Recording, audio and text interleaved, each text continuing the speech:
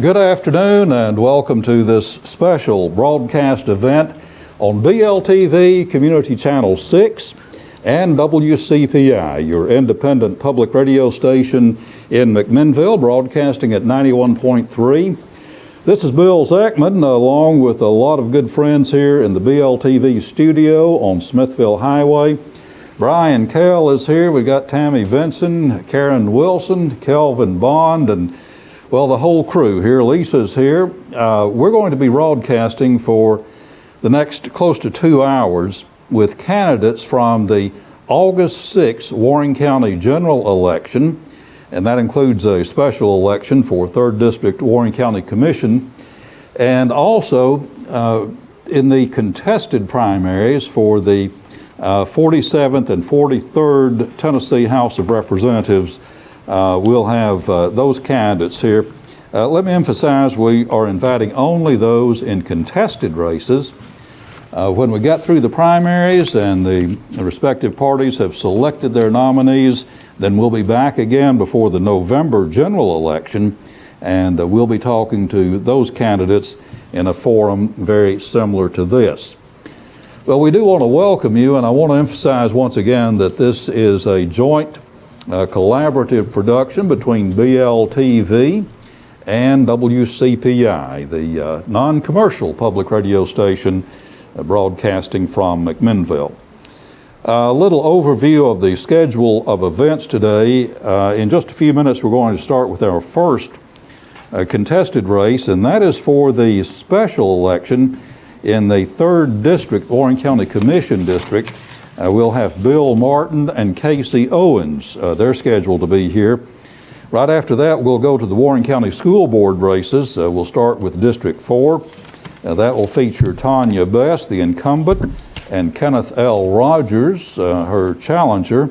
We'll go to the 6th District, and that will feature Tommy Colwell, the challenger, and Teddy B. Jones, the incumbent. So those are some of the events scheduled. We'll talk more about the exact format in just a moment. But I'd like to bring on now a very good friend of mine and one of the most energetic and dedicated and committed public servants that I have ever had the privilege of knowing. That's Susie Davenport, our Warren County Administrator of Elections. Susie, and the Warren County Election Commission, which is a very bipartisan but very active, interested, and engaged group of community servants who supervise our elections.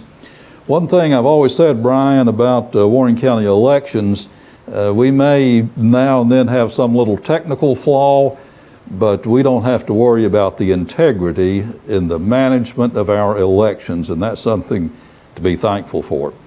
We have Susie standing at the podium. Susie, I'd like to talk to you a little bit about the procedures going into the August 6th election.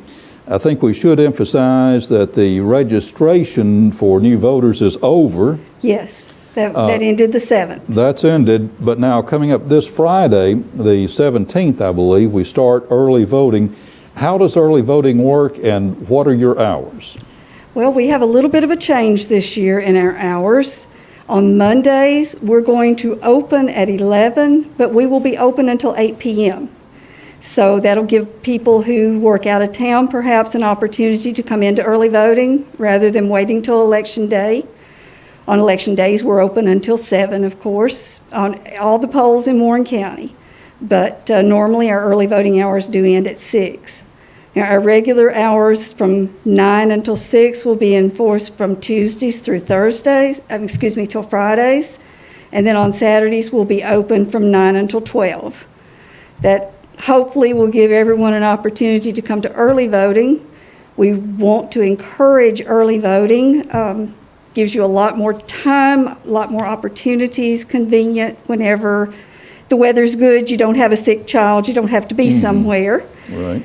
But also to lower the number of people who will be in the polling places on Election Day.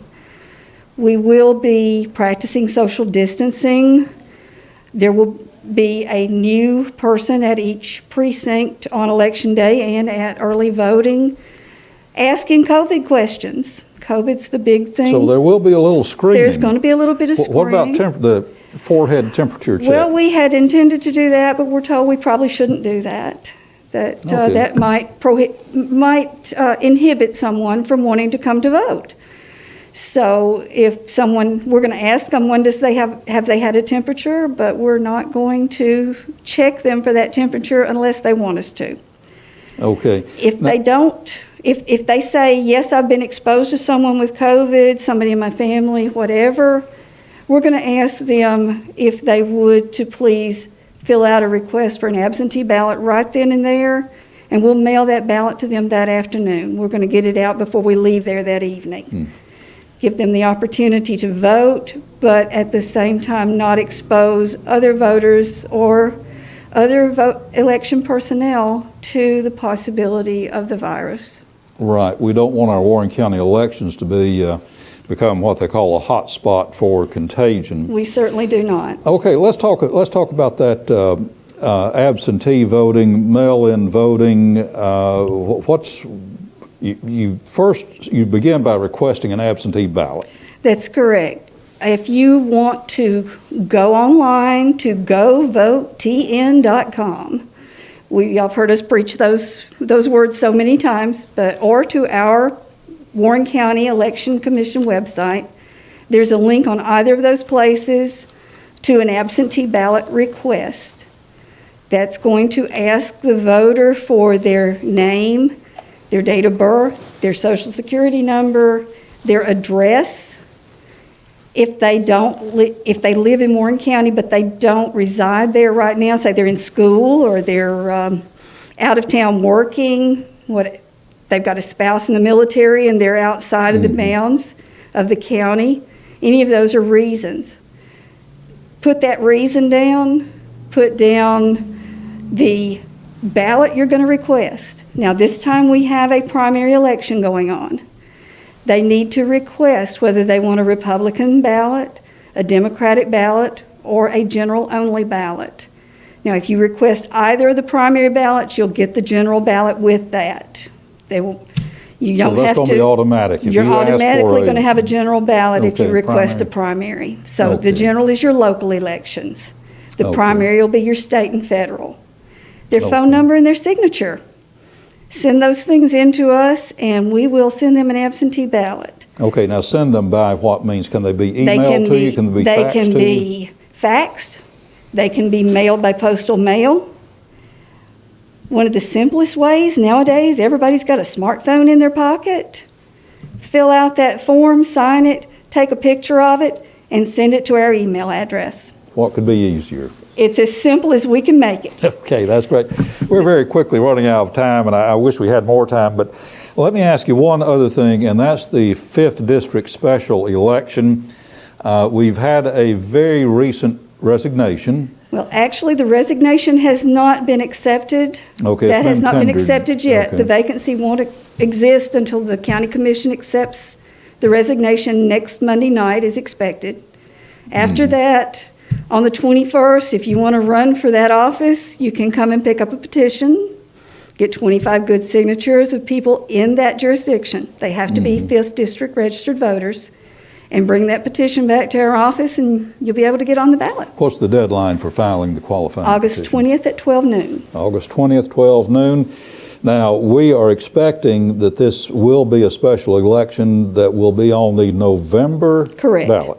Correct. And because of the timing, there is not going to be, when the 3rd District came open for this election on August, there was an extension on the qualifying deadline. This time, it'll be the regular qualifying deadline, just like the municipal elections that are currently being picked up. Okay. Susie Davenport, I wish we had more time to talk. Wanted to talk to you about some other issues, but we're all slaves to the clock on the wall, so we'll have to bow gracefully to the time. I want to thank you, and if any voter has any question, let's say, for instance, what is my registration status? You know, I haven't voted in a while. Am I still registered? Call us, 473-5834. We're happy to answer your questions. Okay. Sample ballot is always run in the Southern Standard, but it's also available on your website. It is, and it was in the Standard this past Sunday. Okay. Susie Davenport, thank you so much. We'll be talking to you as we got further into this election cycle. Thank you, Bill. And thanks to you and all the great work you do. My staff is wonderful. Yeah, they are. Well, all right. Susie Davenport, Warren County Administrator of Elections. And you are watching a live event or listening to it if you're tuned into 91.3 WCPI. This is a collaborative production between BLTV of Ben Lomond Communications and WCPI, the public radio station. According to the published schedule, we will be going now to that 3rd District special election, 3rd District for the Warren County Commission. Here again, created by a resignation in the 3rd District. The candidates are Bill Martin and Casey Owens. And I believe we have Casey Owens at the stand. Okay, Casey, how are you doing? I'm great. How are you? Good, good. I'm going to give Brian a chance to get back in his seat because he's our official timekeeper, unless you want to start it. I tell you what, okay, yeah, I think Brian's got it under control here. What we've done, we've set this up for a 3-minute maximum opening statement. Brian will be keeping the time. You can watch his handy-dandy timer over here. It will give you an audible signal when your time is up. I will ask maybe 1 or 2 real quick questions based upon your opening statement. Then we'll hand it back to you for a 1-minute closing statement. So, okay. Brian, if you're ready to start the time, Casey Owens, candidate for 3rd District, Warren County Commission. Casey?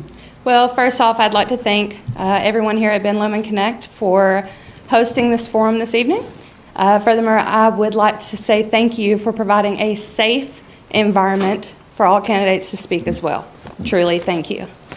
My name is Casey Owens, and I'm running for 3rd District County Commissioner. I was born and raised here in Warren County. I currently teach collegiate criminal justice courses, and I also work in accounts at Freedom Express here in Morrison. I have been a member of Bethel Hill Baptist Church for about 20 years now, and I'm also a proud member of the Warren County Lions Club. I would like to thank all of our current commissioners, and I would also like to thank all of our previous commissioners. But I do think it's time for my generation to step up. I think it's time for us to step up and be involved in our county government. And that means I needed to step up. I love Warren County, that's why I'm running, but I also think it's my time and my duty to be here. Thank you. Okay, thank you, Casey Owens. We are waiting for Bill Martin to kind of get in the batting order here, but we'll see if he shows up. So we may have a few extra seconds in our program. Casey, you said that you feel like it's someone from your generation to step up. Yes. Warren County's commission is probably not much different from other county commissions, county boards of supervisors, councils, town councils all over the country. They tend to be populated by people of my generation, the old timers. So you say it's time for you to step up.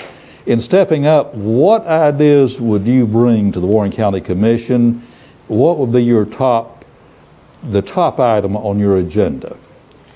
I wouldn't say that I necessarily have an agenda at this point. I just want to make sure that our tax dollars are going to where they need to be going. You know, I want to make sure, my experience falls under criminal justice, criminal justice, and also teaching.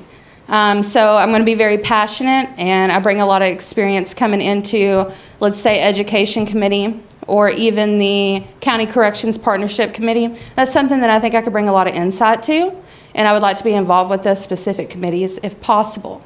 If not, I understand that as well. And I also have a background with accounting, well, not at accounting, with accounts, if you will. And I think that, if you have the money, if you don't have the money in the budget, you don't need to spend it. Mm-hmm.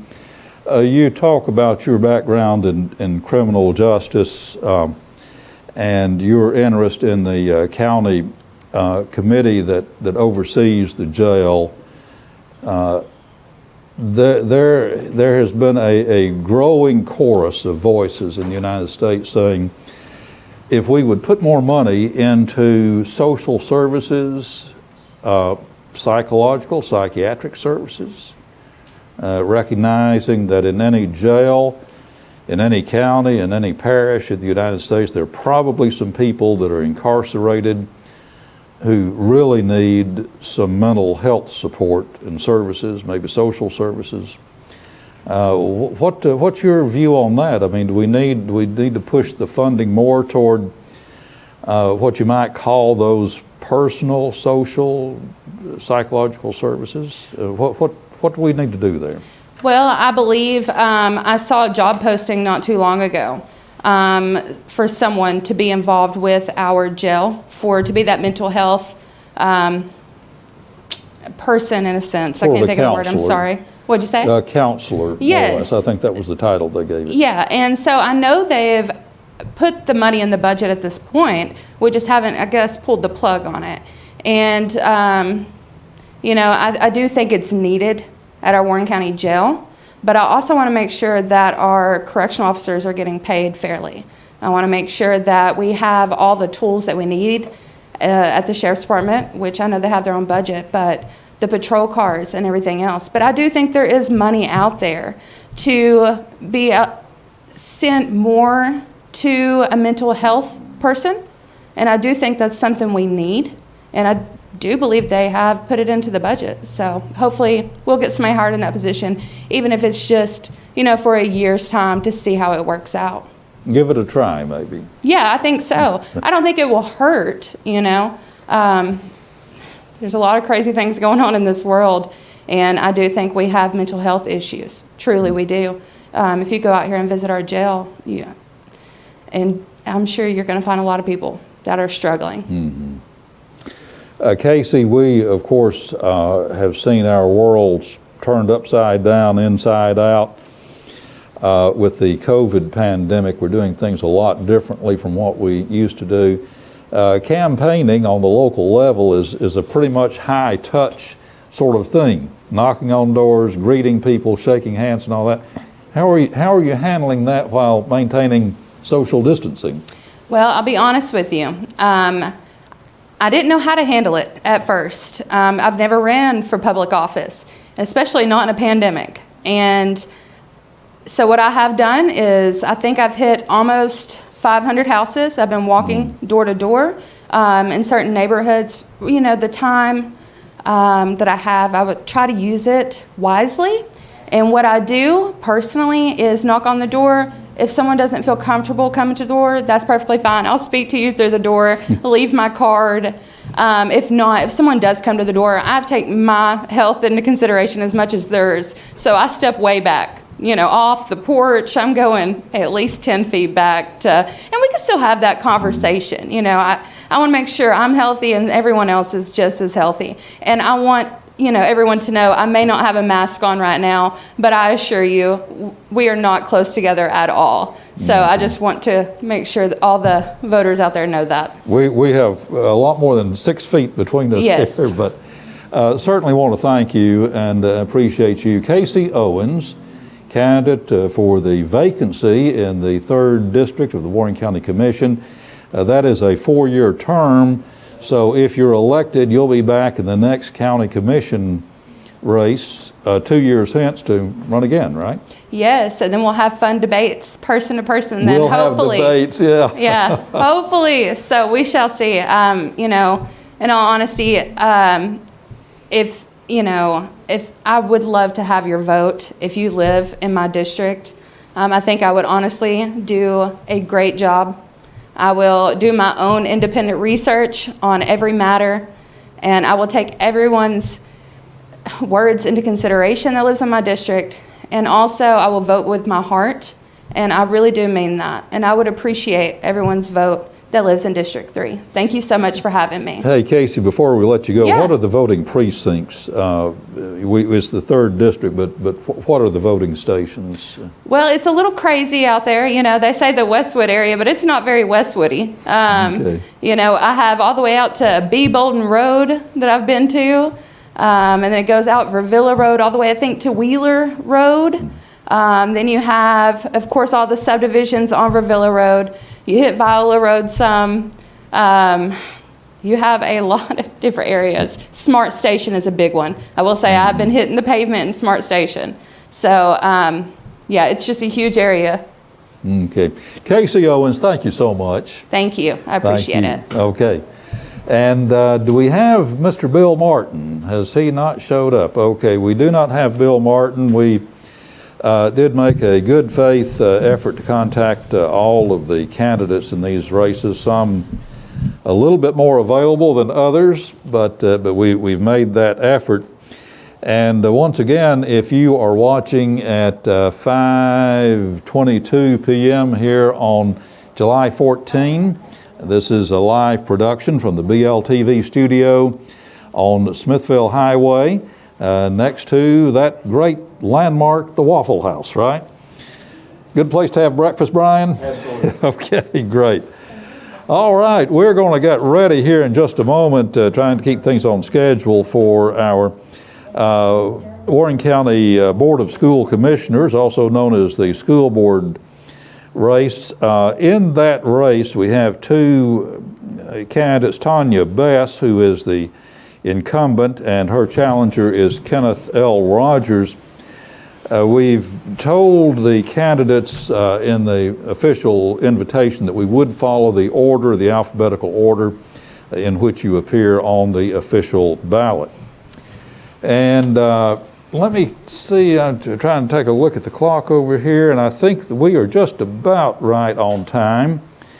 I would note for our viewers that, yes, we are wearing masks, and we're doing everything we can here at BLTV to scrupulously observe the social distancing, the hand washing, hand sanitizing, all of the practices recommended by the CDC and the Tennessee Department of Health. All right, I'll tell you what, we will be going a little bit early, but since we have Mr. Rogers here, also in that 3rd District race, or 4th District for the school board, we'll just go ahead and get started. Tanya Bess, the format is take up to 3 minutes for an opening statement. Say anything you like. All right. For 3 minutes, that's the only limit. I'll come back, I'll probably pick up on something that you said in your opening statement, so there'll be nothing new coming at you, nothing out of left field. We'll talk about that maybe for a little clarification or amplification. We'll wind that up in short order and throw it back to you for a 1 minute closing statement. So if you're ready, Brian, our official timekeeper, Tanya, the time is yours. Thank you, Mr. Bill. Thank you, BLTV, WCPI, for having us for this forum this afternoon. My name is Tanya Bess. I'm currently your 4th school board district representative, and that is compiled of the 7th and 8th county commission districts. I live in the Fairview Irving College community, have 2 children, Ryan and Jordan, married to Randy Bess. I will tell you the voting precincts for the 4th District School Board is Shells Ford Baptist Church and Friendship Church. And I've been on the school board 2 terms, that would be 8 years. And you know, the first time I ran, and I've stated this before, I had no agenda. I wanted to give back to the community. I had a 12-year-old daughter. I felt like I needed to be an example for my daughter. And I just knew there was something that I could do for Warren County community to be able to give back. And I come from a long line of educators, but I knew education was not where I needed to be, at least in the classroom. So I wanted to give back in some other way. So that prompted me to run for school board.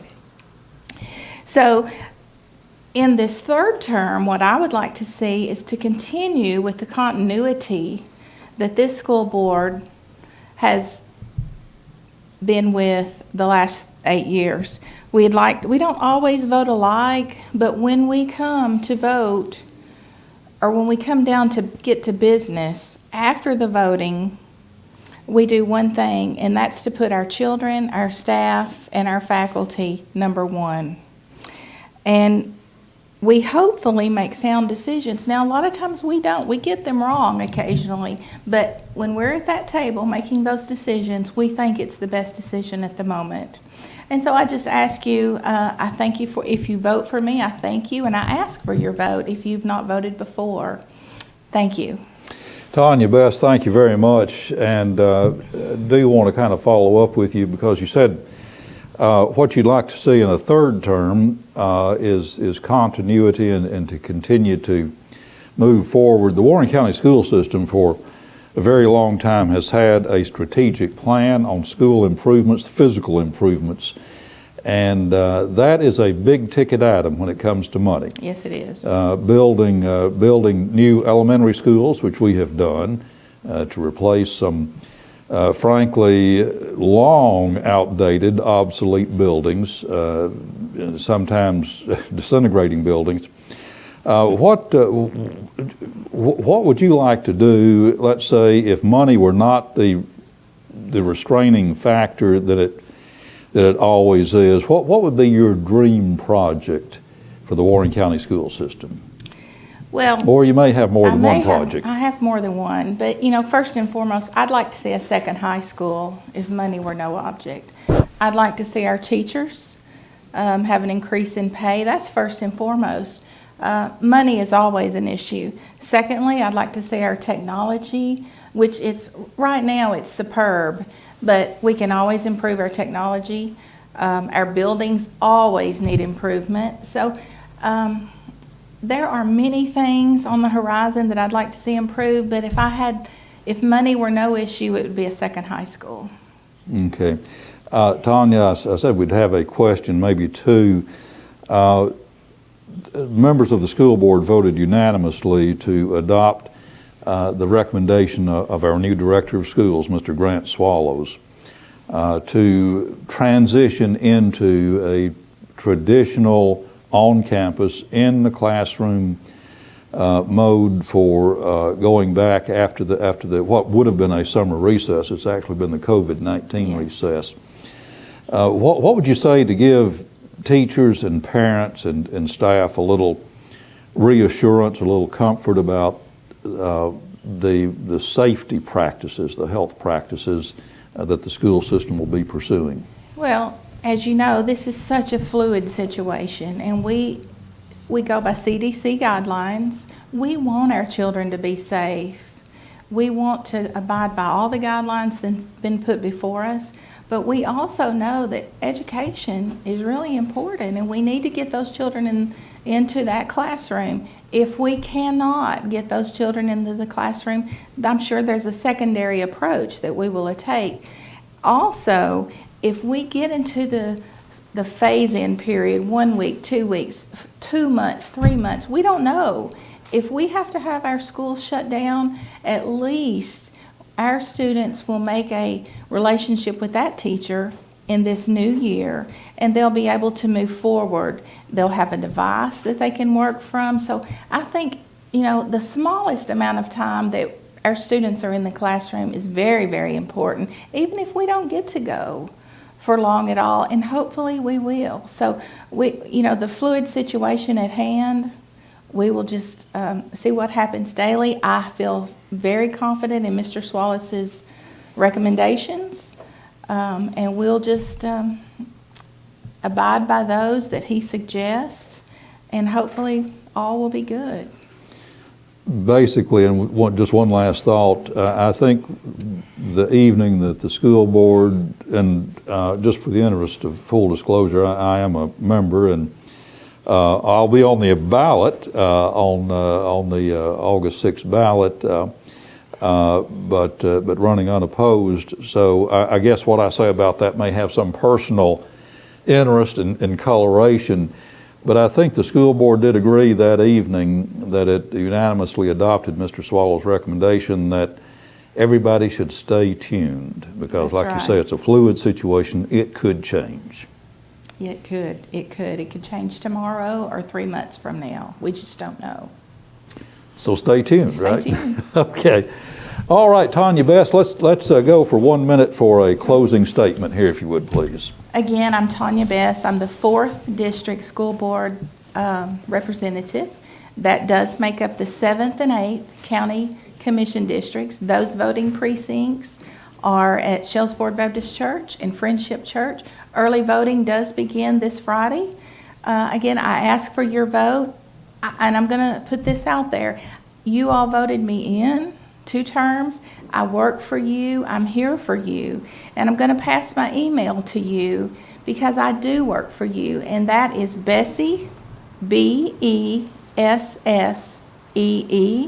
at bloman.net. Bessie at bloman.net. So I welcome your comments. I welcome your suggestions. And again, I'm here for you. Thank you. Tanya Bess, thank you so much. Tanya Bess, out in the 4th District of the Warren County School Board, seeking a 3rd term on the Board of School Commissioners. Thank you, Ms. Tanya. Thank you so much. And for our BLTV viewers and WCPI listeners, we gave up with the most profound reluctance, Brian Kell, the idea of having face-to-face exchanges between and among the candidates, because that's always a very I think revealing and informative way to elicit thoughts from our candidates. But that just wasn't going to work. There was no way we could make it work in the COVID-19 situation. So that's why we're doing what we're doing today, one candidate at a time. Mr. Kenneth Rogers, former Warren County Commissioner, former Warren County Executive, now making a run for 4th District School Board. Okay, we'll go to your opening 3 minutes. You don't have to take it all, but 3 minutes maximum. And then we'll have a question or two, and then we'll do your closing statement. So, Kenneth, all yours. Thank you, Bill, Ryan. Good to see you guys again, and thank BLT for having us out here tonight. This is a hard year to campaign in due to the fact that people are really hesitant about shaking hands and meet and greeting people anymore, so it's been a rough year for campaigning. But I am Kenneth Rogers, running for the 4th District School Board, which covers the 7th and 8th County Commission. And my wife is Jeanette, retired teacher, and so I have a little background. And as you mentioned, 12 years on county court, 4 years as county executive. I'm pretty well familiar with the budget. And so I think that gives me a little heads up when I go, if I get to get all in there. I have one son, Dale Rogers, and have 2 great grandsons. They're not great-great-grandsons, they're just grandsons, but to me they're great. And so with Kendall and Abe, I mean, I think they're the best that ever hit the world, but that's my opinion, and I'm entitled to that one. But anyhow, I'm running on some issues that has bothered me. I don't think all of our schools are getting appropriate representation, especially our East Side School. I've noticed it going down. We have a terrible problem with teacher turnover in our system, and I think that's some addresses we need to address early, and we also need to address our scores of the county schools, which are not really that good right now. We need to bring our grade scores up, and I just think we need to do all we can as a board to provide our teachers with the equipment, the technology that they need to be able to teach our young and our youth, to have them ready for school, for high school, and move on to college. And you know, I was looking through the budgets and looking over one thing that disturbed me. When Jeanette was teaching, she got $100 to buy classroom supplies. And now I see the teachers still getting $100. Well, $100 don't go very far to help teachers out. But these are some issues that I think need to be looked at and addressed, and some needed issues on our East Side School. It's in need of repair with it also. Okay, that's your opening statement. Okay, Kenneth Rogers here again seeking the 4th District seat on the Warren County Board of School Commissioners. Kenneth, you mentioned, I think to use your term, a terrible problem with teacher turnover. This is probably an issue all over the United States, whether in public education or private schools or whatever. What would be your suggestion? I mean, what do the teachers need? I think we all agree they need a pay raise, but other than that, what do the teachers need? Well, I think the board, the principals, the school director needs to be open for suggestions from our teachers, and I'm not for sure that our teachers are getting to the board. I just don't know, and that's where I feel like with Eastside and Irving College, I plan on, if elected, I'm going to attend those schools pretty regular. And that way I can talk to teachers, teachers can talk to me, and then we can bring it to the board. We might not can do nothing, but if we can, we need to resolve it and let them tell us what we need to do and to help them to be able to bring our grades up for our students. You mentioned also the teacher supply allowance kind of stuck at $100. I think the General Assembly, the State General Assembly tried to address that issue, but it does seem like if $100 is the number, that's kind of low for all the teachers have to do. Big box retail store, part of a big national chain, I won't mention any names, but not far from this location. But in the evenings, 3 or 4 days before the start of classes, I see teachers pushing carts that seem to be groaning under the weight of supplies they're buying at retail and handing over their own credit card to pay for them or writing a check out of their checkbook. This is an issue. And with my wife being a retired teacher, I know very well how deep a teacher has to reach in their pocket to buy just classroom materials that for their kids, okay? Now then, they have fundraisers that helps them as a school all over, but especially our teachers that's starting out with nothing. It's devastating for them to just be able to buy the material they have to teach our kids. And I don't think that's a burden that needs to be put on our teachers. The school system should be supplying the basic learning materials. Okay, I don't think anybody's going to disagree with you on that. We're going to go to your closing statement, but what you mentioned, Kenneth, is exactly right. The schools, particularly the rural community schools, have big fundraisers, spring festival, fall festival. The COVID-19 pandemic is going to slam those events because, and like all kinds of nonprofit public service fundraising, and they're going to take a hit. With saying that, that's another burden that's put on our teachers because they're having to prepare their rooms to raise money also and staying later without any extra pay. Now, where I work, if I stay later, I get more money. So yeah, you're going overtime. Okay. All right. Kenneth, let's have a closing statement up to 1 minute, if you would, please. Okay, again, I'm Kenneth Rogers, running for the 4th District School Board. I'm a member of the East End Church of Christ, where I serve as deacon. And I just appreciate everybody getting out and voting. If I hadn't been able to talk to you either in person or phone, I want to take this opportunity to ask you to vote for me. And if you have any questions, my number is 686-7579. My cell number is 607-3873. If you want to talk about these issues, I'm more than open to. And that, if I'm elected, those doors will still be open. And again, thank you guys for having us out here tonight.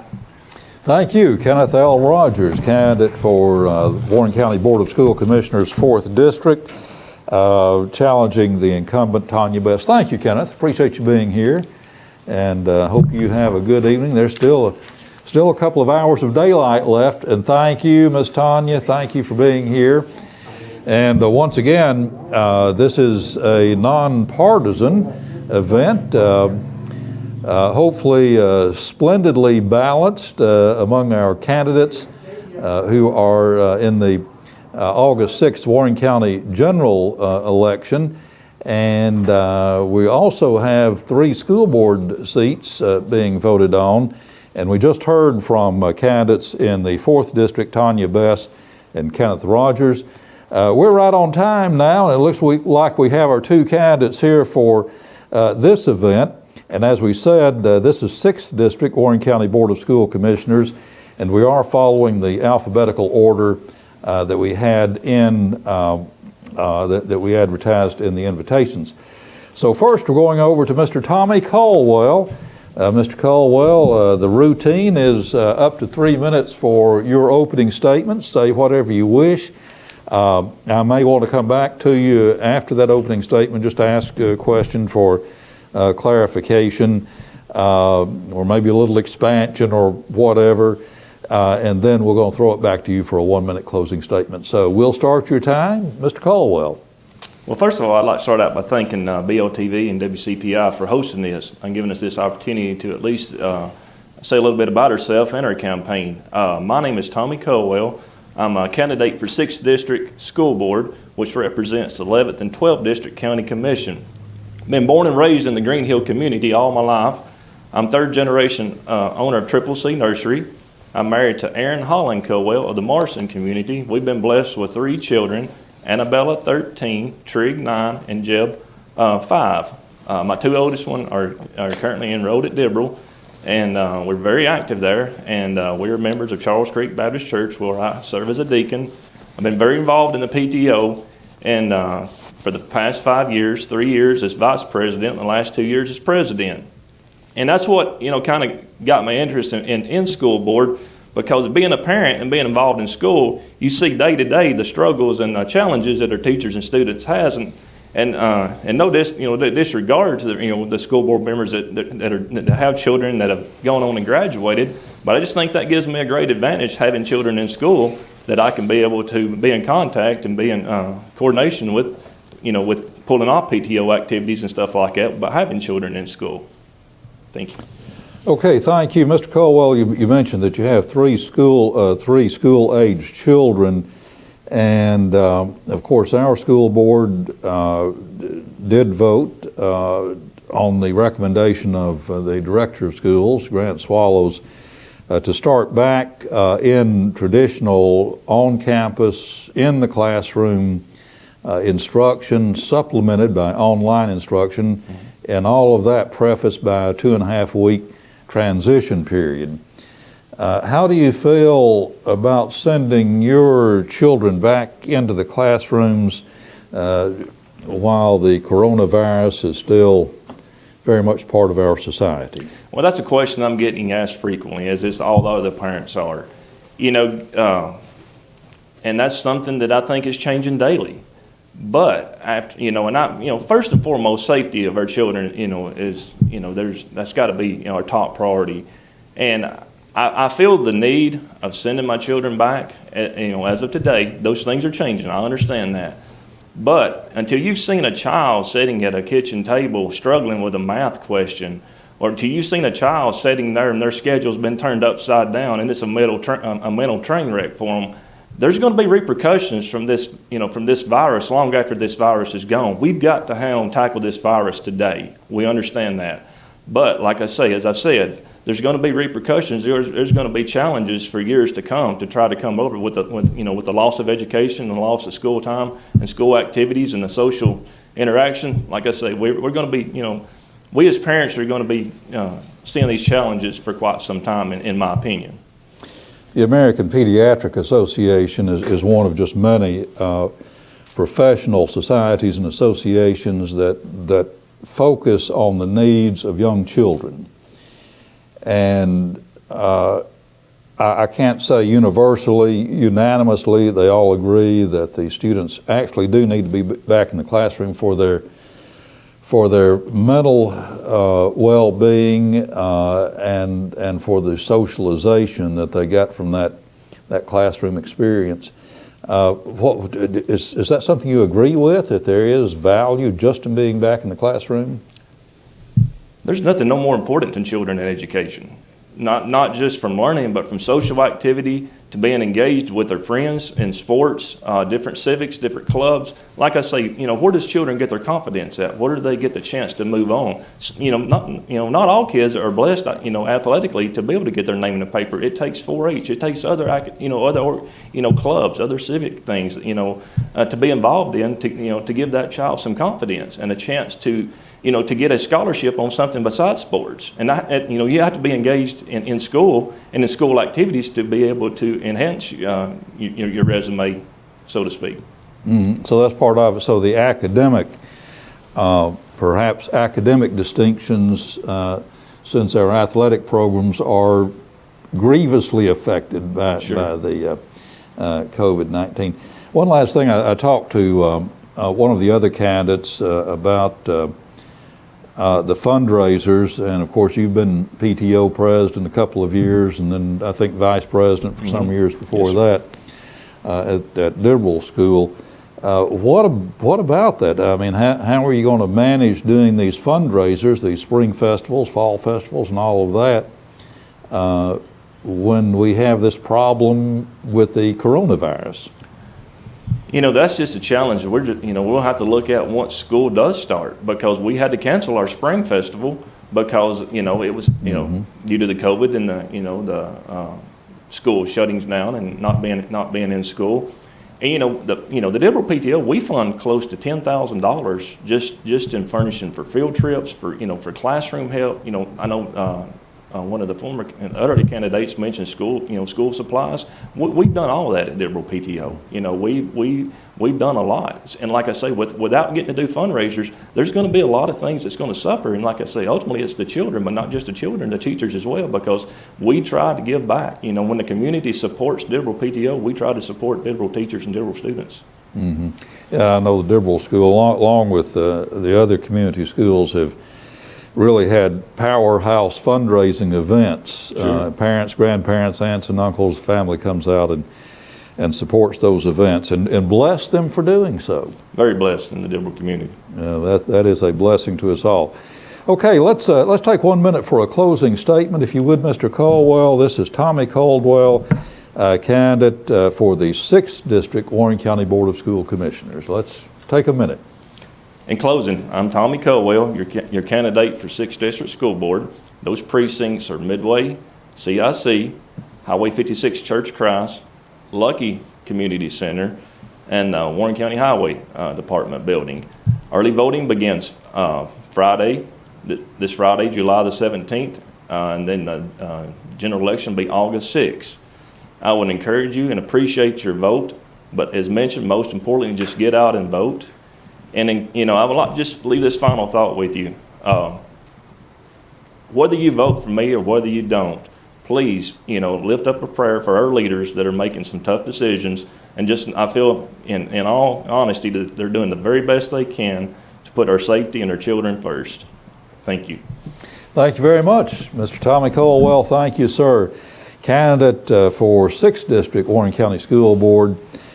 Subject to the will of the voters in the August 6th election, even though early voting will be underway. And those votes are every bit as valid, Brian Kell, as those on the real day. Now, I started voting back in the days when we still had paper ballots, believe it or not, just to show you what a geezer I am. Then we went to the machine voting, those what we call the Shoup manufacturing made those mechanical monstrosities, and we thought we were in the modern technical age. We thought we were arrived at nirvana, and then the electronic machines came along. So I've been around long enough to remember some transitions. But anyway, let's go on over to Mr. Teddy B. Jones, who is incumbent school commissioner in the 6th School Board District. And as we mentioned, he is being challenged by Mr. Tommy Caldwell, whom we just heard from. So, Teddy, let's do 3 minutes opening statement. We'll have a question or two, and then we'll do a closing statement. All right. Well, thank you, Bill. And thank you, Tommy. I appreciate you running. And I challenged him right before we came on, that me and him just might have a wrestling match instead of a debate, but we thought maybe the COVID might not be a good That'd be a time to do. made-for-television event, wouldn't it? Get some BLTV viewership. But since this is education, wanted to do a little bit of education here in the first part is to talk about the duties of a school board member. One of them is setting the goals and the vision. Also, we haven't had to do this, but if there ever is collaborative conferencing with the teachers, that's one thing that the school board does. One of the other duties is that we grant tenure to teachers, and that's probably one of the most honorable things that we do as a school board. It's only usually just once a year, maybe twice a year if something falls through, but it's giving this position to a teacher who has excelled in their work and has stayed within the district for the right amount of time. So that's another part of our job. One of the big parts of our job is setting the calendar and the budget. And we've done that successfully over the last 4 years that I've been a member of the school board. Proud of our budget that with definitely holes in it that could be filled, but it's not always about money.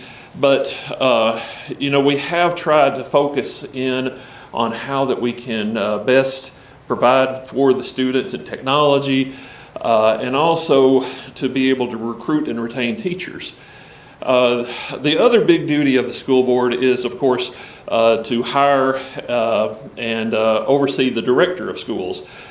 And that's something, thankfully, we don't have to do a whole lot of, but we have had to this recent term, and it was an exciting process. It was a long process, especially as the pandemic hit us.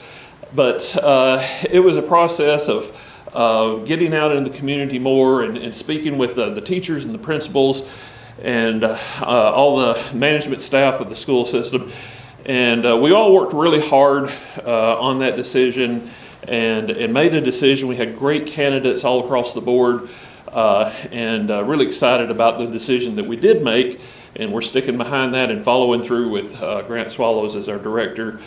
So those are the duties of the school board, and understanding those and knowing how to work within all of those things is important.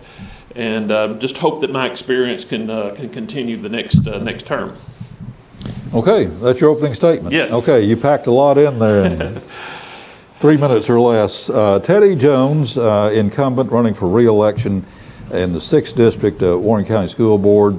You might just recap, what are those voting stations, the voting precincts? The voting precincts for the 6th District are the same as the 11th and 12th County Commission districts. Those voting places are the Midway Community Center, Highway 56 Church of Christ, and the Lucky Community Center, and the Harold Glenn Road Department building. Really proud to see that name of Harold led singing at Bluff Springs Church of Christ, where I preach, and he was a dear friend, and really liked seeing his name like that. He did a lot of good work for this community. You brought up the very honored name of Harold Glenn, and he was a champion for building and improving roads. Yeah. No more dirt roads in Warren County. Yeah, that's right. I think that was his goal. I think we basically got there. It wasn't easy. Let's go back to something you mentioned in your opening statement, Teddy. You mentioned recruiting and retaining teachers. Yes. Now, Warren County, Tennessee is in competition with school districts in our immediate area. In fact, really in competition with school districts all over the United States in getting the best talent. Now, I'm assuming you as a member of the school board want to get the very best talent you can. Yes, we do. What do you say about the competition when it boils down to dollars? Some school districts are able to offer more in salary, more in insurance benefits. That's a huge issue in Warren County. Right. And other perks on the periphery. One of the candidates for another district mentioned the allowance for school supplies. Yeah. Right. So what does the school system need to be doing in that area? I've been involved in human resources in a couple of different positions. I worked for Bolden and Lawson for a short time, and also at Cumberland Caverns, hiring staff there. And it doesn't always come down to pay. It seems like it. We want a fair salary for Well, what it's we an do. easy number It to is index against other districts. But there's yeah. some intrinsics about our district, and promoting that, I think, is a big part of the school board as well, to understand, the community that we live in, the staff that we put together. We put a director in place that is very dynamic, very positive thinking, wanting that culture that he had talked about that we bring about into the school system, that not only is it a place where they work, but it's a place where they love. Teachers love this job, and we want them to love the job that they have within that school system. So it's involved in the policies that we put forth as a school board to be able to understand that they are heard, understand that they have a safe place to teach, and that their ideas mean something and that they have value to the district. So when it comes down to getting paid here or getting paid there, what we can bring to the table, of course, is a greater value in the culture, in providing for and listening to the staff that we have.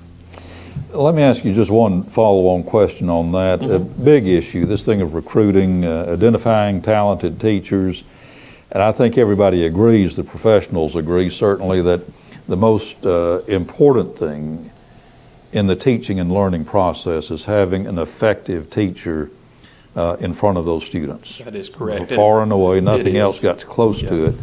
And part of that is, of course, with the support that we put behind them, the training, the materials, and the support staff that is alongside them. So helping them to be effective is important. You're right. Thank you. I think you're saying, not putting words in your mouth, that they just need to know they're appreciated. That's right. That's right. Okay.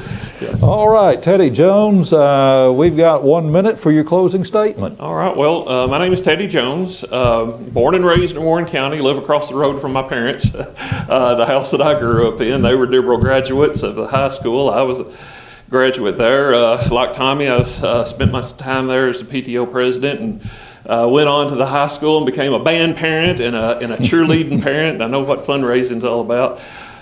Currently, I work at Superior Walls, in accounting there. Hold a bachelor's from Lipscomb and an MBA from Tennessee Tech. Also as a minister of the Bluff Springs Church of Christ, and appreciate y'all coming by and visiting us there at the church if you ever have an opportunity. I'll throw that plug in for free. But do appreciate your vote, and as Tommy has said, and as many have said, I'd appreciate your vote if you vote for me, but the most important thing is that you exercise your right, your privilege, and I believe your duty to vote. Okay, Teddy Jones, thank you so much. Yeah. Mr. Teddy, thank you. Thanks also to Tommy Colwell, the other candidate in the 6th District Warren County Board of School Commissioners race. Apparently they're good friends. They're doing the elbow bump, the COVID elbow bump as they go out the door. Well, we are at 6 o'clock. If you're watching the originating live edition of our program this evening, a collaboration between BLTV, Community Channel 6, and 91.3 Public Radio WCPI in McMinnville. We're simulcasting. We'll be on the air until 7 o'clock, trying to have the big roundup of all the candidates. And we're going to be going in just a few seconds to the 47th District Republican primary for the, I said 47th District, Tennessee House of Representatives. Right after that, we will be going to the 43rd District House of Representatives, the GOP primary. And as we mentioned earlier, we have invited only those candidates in contested races. So if you're running an uncontested race, you'll just have to wait. If you're in a primary race, you'll have to wait till the general election. We will be back and be bringing the nominees of the respective parties together for that event. And we'll be winding up this evening with the Warren County Assessor of Property election, and that will be starting as the final segment in this evening's program. Right now, we're going over to the 47th District, Tennessee House of Representatives Republican primary. We have two candidates. We have the incumbent, Rush Bricken from Tullahoma, and also Ronnie Holden, who will be with us this evening. And let me just mention, for the sake of our viewers and our listeners, due to the CDC guidelines for everyone's safety and to try to suppress the spread of the coronavirus, we are admitting only the candidates to the studio this evening. Bltv has very thoughtfully set up a big screen monitor in the back of the building. That's up and running. And so the traveling parties with our candidates can watch the proceedings on that monitor. So let's go now over to Mr. Rush Bricken, who has finishing his first term. Correct. I want to make sure I've got that right. As the Republican incumbent in the 47th District. The routine is the same for everybody, 3 minutes maximum for an opening statement. We'll have a question or two based on that statement, then we'll come back for a 1 minute close. So Representative Bricken, take it away. 3 minutes, all yours. All right. Well, thank you, Bill. Thank y'all for having me here tonight, and thanks BLTV for hosting this. This is great. I hope you have hundreds of thousands of listeners listening in on us tonight. So, again, I'm Rush Bricken. I'm the first term legislator for the 47th District, which covers all of Coffee County and the southern half of Warren County. And it's been a great honor for me to be your representative here in the 47th District. I learned a lot in the 47th in my first term as your state representative. I think I have provided what I call good leadership in the House. There's over 1,500 bills presented in the House each term. And I think my experience as a CPA and a banker and 20-plus year county commissioner from Coffee County has provided me the experience kind of to be able to filter things. And we reduced those 1,500 bills down to about 450 that actually passed. And I think it's important to be able to identify what I call are good bills versus bad and ugly, maybe even stupid bills. And I do believe my experience has helped me do that.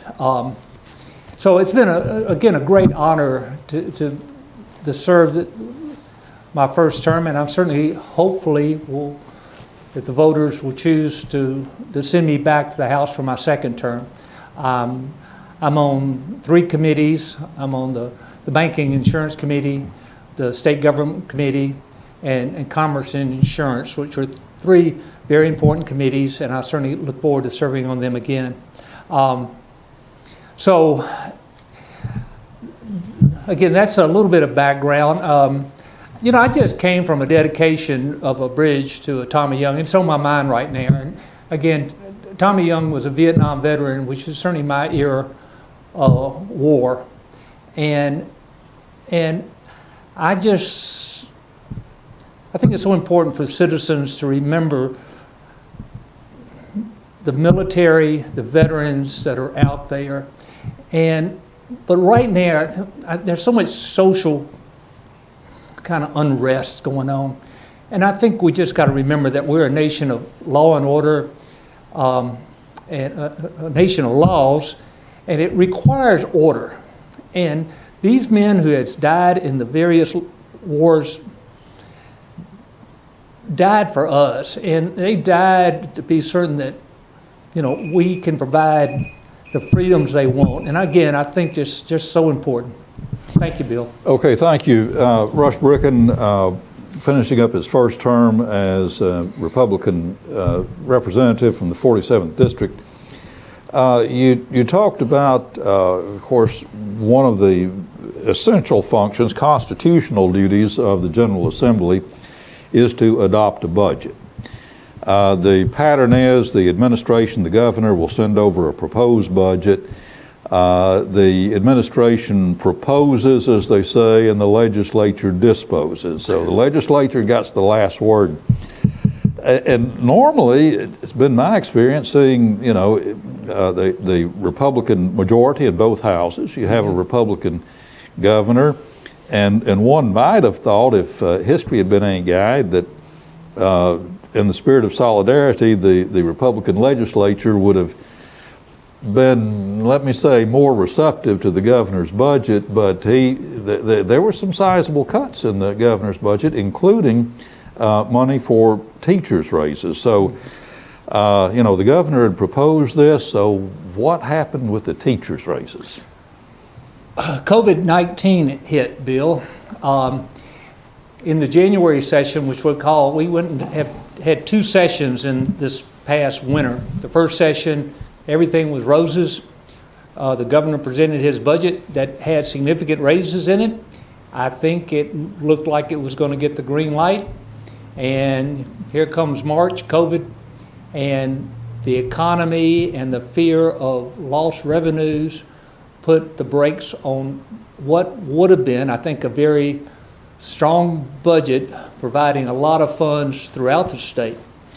So when we came back into session, we had, based on the advice of all the economists that advised the state's government and the comptroller's office, and reluctantly, I think the governor accepted that his original plan had to be trimmed.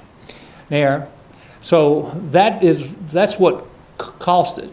Now, we were still able to put $210 million in additional money throughout the state for counties, and I know Warren County and Coffee County and the cities of McMinnville, Manchester, and Tullahoma all received very substantial grants this year. Most counties got close to $1 million, and the cities several $100,000. We did pass one increase this year that probably had got a lot unnoticed until next January, and that's that 911 increase to $1.50 per month on your phone line. Now, that provided an extra 200 and close to, I'm going to say 25 to 50 million, $225,000 more to Warren County, and it makes the Warren County 911 almost near a break-even operation, so they do not have to be subsidized by the county and city like they have in the past. So those are, I think, very positive things that we accomplished in this budget period. One last thing, and we'll have to deal with this quickly to stay on schedule. That rainy day fund, you know, and I'm not the first one by any means to tell you that it looked like it was raining a lot. As you mentioned, the COVID-19 just had a crushing effect on the economy all over. And of course, in a state that is highly dependent on sales tax revenues, the sales tax got hit first.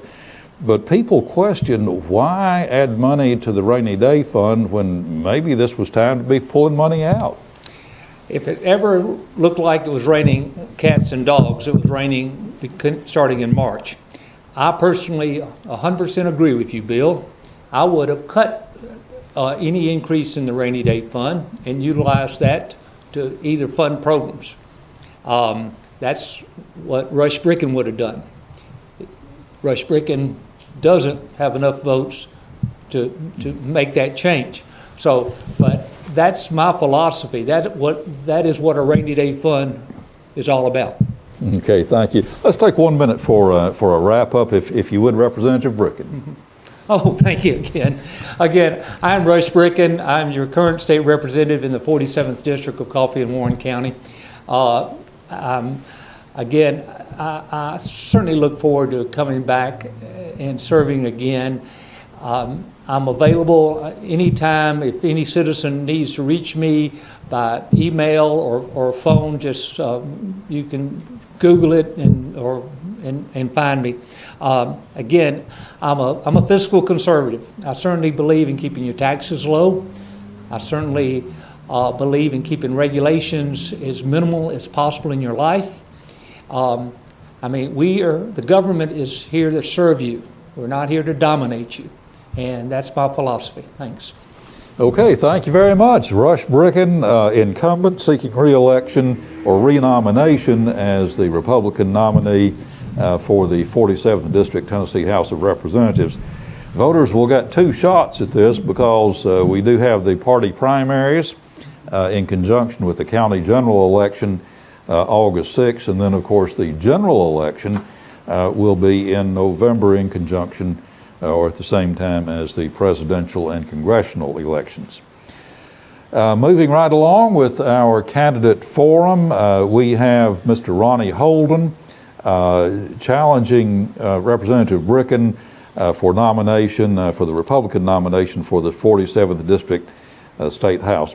Mr. Holden, welcome to BLTV and WCPI. Good to have you here, and you've got up to 3 minutes to make an opening statement.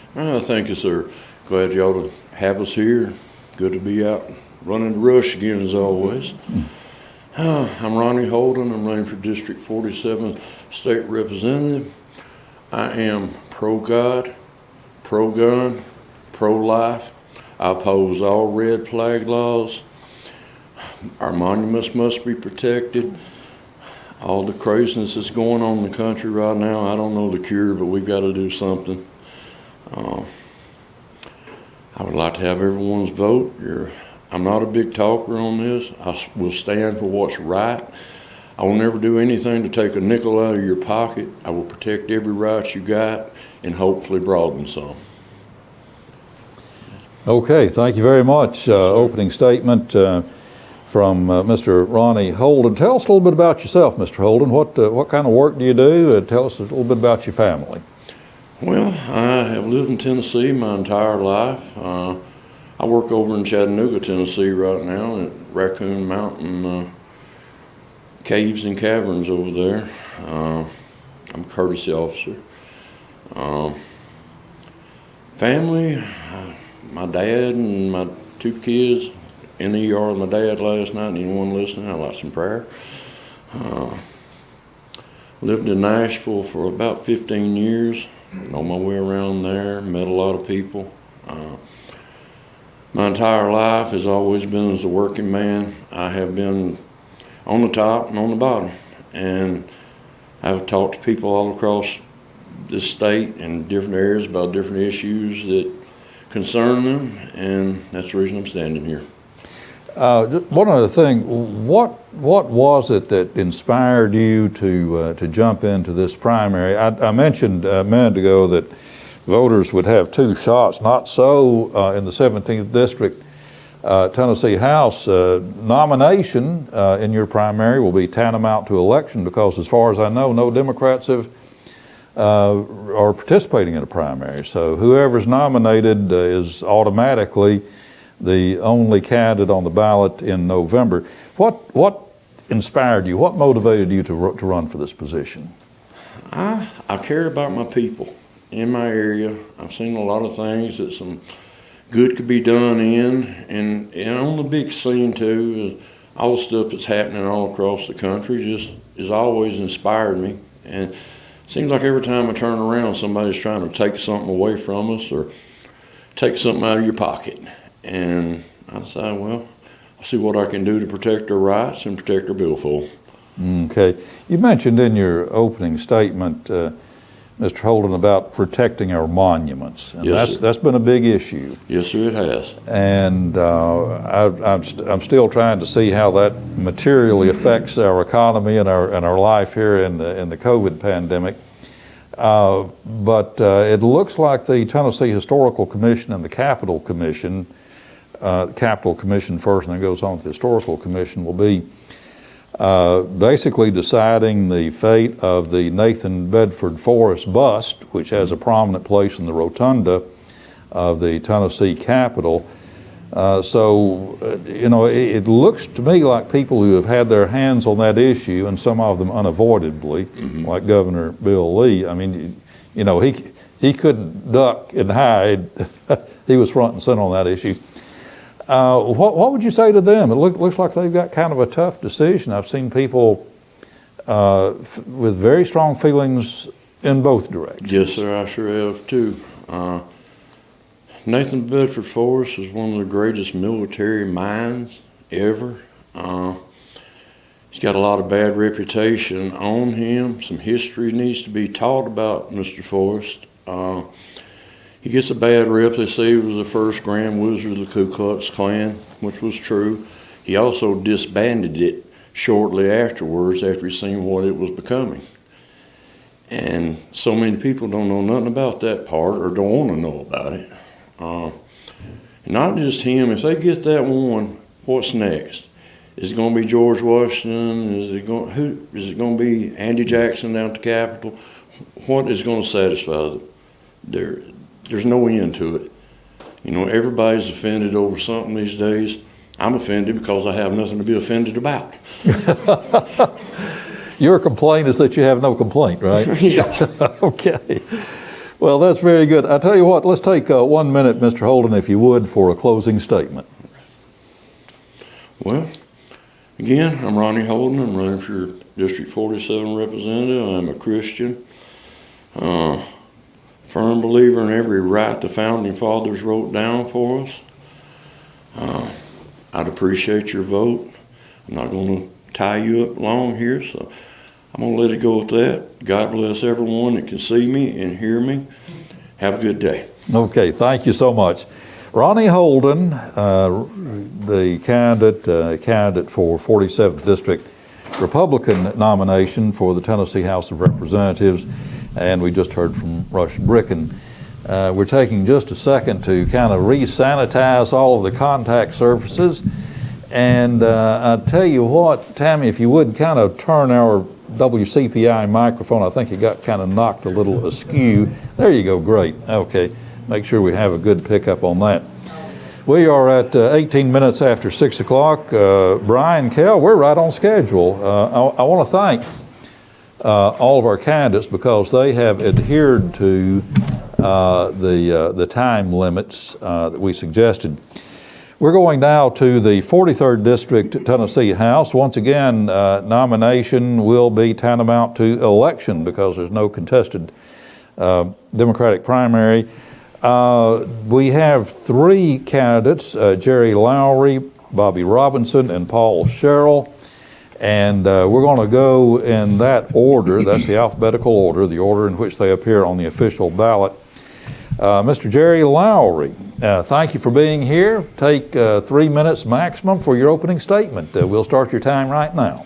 Thank you. I'm Jerry Lowry and want to thank BltV and WCPI for putting this on and allowing the voters in the district to get a little bit of information during this COVID time. It's hard to get out and sometimes they wonder who you are and things like that, so the door knocking and stuff is kind of slowed down a little bit. But anyway, I want to thank y'all for doing that. I'm a Christian. Gave my heart and life to Jesus Christ in 1981 after I got out of the Navy. I'm a United States Navy veteran, proud to be an American. I'm pro-life and pro-Second Amendment, and my dad was a small business owner in White County many, many years ago. He was a plumber, and he taught me the value of working hard for what you want. We didn't have much. Matter of fact, I didn't know it at the time, but we probably didn't have much of anything and very little. But my dad worked hard. After the Navy, I felt the call to teach, and I squeezed 4 years of college into 7, and worked my way through college doing plumbing and electric work. I earned a bachelor's degree in education and now a master's degree in education administration. I've served, this is year 32 for me as a public school educator, headed to 33, and I've served in every capacity from a classroom teacher to a assistant principal, coach, you name it, I've probably done it. Highly involved in Fellowship of Christian Athletes along the way. While in the district, as I'm roaming around, I've noticed 3 things that people want. Number one, they want good paying jobs. in this unemployment times and uncertainty that's going on out there, we need to focus on getting small businesses back up and running. It's a shame when the big box companies have been allowed to remain open and we're crushing the small businesses throughout our community, and that's not a good thing. We also need good schools to send our children to. We need to open schools open them safely. We need an advocate for public education, and I believe I'm the candidate for that in going into Nashville. A private school in Nashville has came out and said they will not teach George Washington in the schools next year. And I think that's a shame that we need to quit worrying about crushing down history, and we need to begin to teach it. And that's why I think we need an advocate for education in Nashville, Tennessee. And also we need a safe home and safe neighborhoods to live in. And I'm Jerry Lowry, and I'm just running for state representative, and I appreciate your vote. Okay, Jerry Lowry, running for the nomination, the GOP nomination for 43rd District House of Representatives. Mr. Lowry, you mentioned in your opening statement that your father was a plumber. Yes, sir. Nowadays, to get a plumber to come to your house and fix a leaky faucet, it seems like it takes an act of Congress and a ton of money. What can our school system do about maybe doing training? We have CTE, Career Technical Training Programs, and they're doing a splendid job, particularly in Warren County. We're very proud of what Warren County schools are doing. Tracy Reisinger and all of the people in the CTE program. We're very proud of our dual enrollment program with the Tennessee College of Applied Technology. We think we're doing some great things, but it seems to me like we could be doing those things plus some. And maybe some of these basic construction, building trades, why not help students if they want to learn plumbing techniques, and there is some science and mathematics involved in that, as you know. Is this something that's doable? Could we do this? Absolutely. I'm a proponent of career technical education, huge on it. I mean, that is probably where I excel. I'm a believer in all of the career technical stuff. You can leave a high school right now and get a licensed plumber certification. You could be certified to be a plumber and start work immediately. I have already penned legislation that if I get elected day one, we're going to put in to where we can start funding heating and air conditioning. Everyone likes heat and everyone likes air when they need it, especially on a day like today. And you could almost get a job right now. If you have that skill level, you can go in right now. We need to amp that up, even if it's more dual enrollment courses that we need to look at and team up with some of the colleges where you go in and you have pretty much had a base set of courses, and you get out and spend another half year to a year, you can come out with some really good certification and start work immediately. Linemen, electric linemen, that's something we need to look at. That is a high skill level, and we need that stuff. Career Tech is do that. And I listened to some of the county commissioners a minute ago. We're looking. Teachers are doing cookie dough and candy sales and cold drinks and Boston butt sales and everything to fund. And you're right. I've seen the teachers. I've done it. Every teacher spends that money, and I know the current legislator has said they fully funded BEP, but it's not enough. It's really not enough. Teachers are spending their own money. Up to a teacher told me last week she spent $1,000 getting her classroom ready, of her money already this summer getting ready. And we need a legislator to raise their hand. And I'm not asking for everything. But I want to go down there with a seat at the table and ask, we're putting a lot of money into the rainy day fund, up to almost $1 billion, I think, now in a rainy day fund. Well, I'm here to tell the voters of this district, it's raining in Warren County, it's raining in White County, and it's raining in Grundy County, and we need some help from legislators. And I'm willing to go down and raise my hand and ask for it. You said also in your opening statement that we need an advocate for education, for public education. Seems to me like Coach Lowry, we need a lot of advocates for education. Yes, sir. Is that what you're going to be suited up to do if you've got the nomination? Absolutely. If the voters of this district will allow me to do that, I'll work hard. I fight for the rights of the people. I have a firm voting record. I'm a current city alderman. Right now, I'm the only candidate that has spoken out against the property taxes that the county commissioners are about to raise in our county, in White County right now. And that's something that we need to look at. There's funding issues all over. But I'm willing to step out and raise my hand. And you don't go down there with a baseball bat and trying to crush people and do that and that. But you do need at times to be an advocate, to raise your hand and say, hey, I'm willing to step out for our district. And I want to do that. I'm asking you for your support. Okay, Jerry Lowry, Coach Lowry, let's have a minute, up to a minute for a closing statement, if you would, please. I'm Jerry Lowry. I worked hard all my life. Worked my way through college doing plumbing and electric work. A person asked me one time, said, "Why do you want to get into politics, and why would you want to put yourself in a cesspool?" I said, "You know, my dad did it for years, and I've crawled around in it myself, and it's all right. It's going to be okay. But you know what? I've learned to work hard, and I'm willing to take that hard work and high energy to Nashville and represent this district. And I appreciate your prayers, your support, and your vote come election time." Thank you so much, Coach Lowry. We refer to him as the coach. Just take 30 seconds, reflect on our situation in our high schools. Basically, no fall sports. So what are we going to do? You know, it's an interesting... unless there's some changes that we don't quite understand yet. Yeah, the TSSAA is kind of ruling that right now, and you know, they've come out and said we're going to let track and some less contact sports. Well, golf and take volleyball go, but the contact sports are still a hold. And really, right now, it's a time of uncertainty. We're in uncharted territories. No one knows. We've never lived this before. We've not happened. And yes, it's an interesting dynamic. And I know the people love their sports. I mean, have no sports. I told a guy yesterday, I said, you know, no football this year. I said, I'm still holding out for hope. There's got to be a glimmer of hope that we can have some kind of sports this fall. Okay, thank you so much. We appreciate it, Coach Lowry. I heard some very wise statement from someone, I can't remember who it was, but said that sports are the reward for an efficient society. So I think there's some point in that. We need a reward for doing things well. Well, okay, Bobby Robinson. He is the second of our three candidates for the Republican nomination, 43rd District, House of Representatives. Okay, Mr. Robinson, good to have you with us. Thank you for joining us here at BLTV. Yes. We are at 29 minutes after 6. Brian, I think we're running right on time.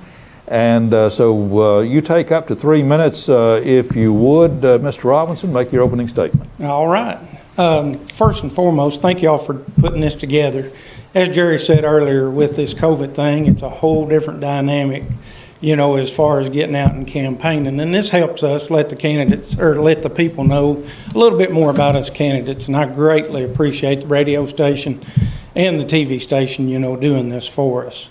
My name is Bobby Robinson. I'm a small businessman in White County. I've been in business 32 years. I've made a payroll about probably 30 of those 32 years. We started out in a barn working in our business.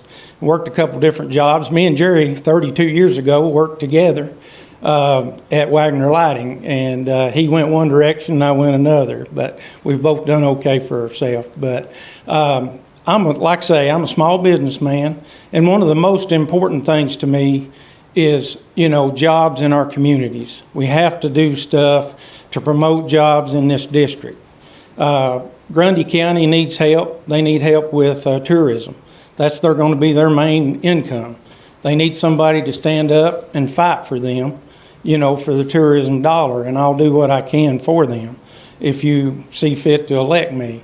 As Jerry, I'm not an educator. I've never been a teacher other than teaching welding programs and stuff to young men. I'm on the advisory board for the vocational school there in White County. Have been for 10, 15 years. I don't know exactly how long, but Tim Mackey, the director, got me involved, and that's what's kind of got me on this path, was learning what situation we were in. I wished every kid could go to college, but they can't.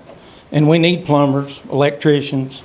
We need those guys and ladies working on our air conditioning. That was what got me into this.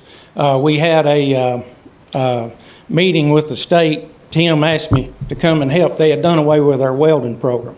And I just couldn't, I worked those kids from that school. I worked the work-study kids, have for a long time.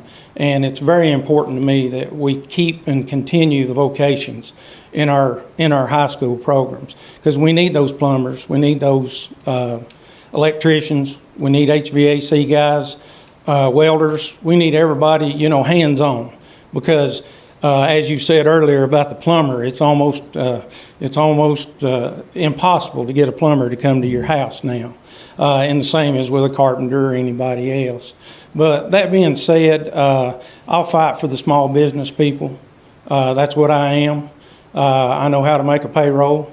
Been doing it for a long, long time, even through the hard times. Me and my wife have been blessed. Thank you. Okay, and that's your opening statement. Came in right at 3 minutes.